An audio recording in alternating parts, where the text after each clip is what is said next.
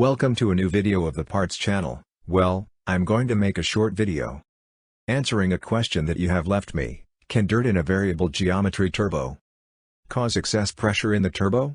Let's see. The dirt that, after all, is soot or carbon, what it is going to do is seize the variable geometry blades with which the ECU, the vehicle's computer, regulates the turbo blowing pressure. Then, if there is a lot of dirt, that is, a lot of soot, the ECU will have difficulties, both to give more pressure to the turbo, and then to take pressure off the turbo, because that dirt will put up a lot of resistance. Then we may have the problem that the vehicle lacks power.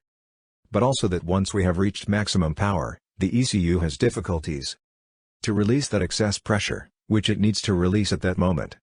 Well, here you have this short video. If it has been useful to you, then do not forget to give a like and subscribe to the channel.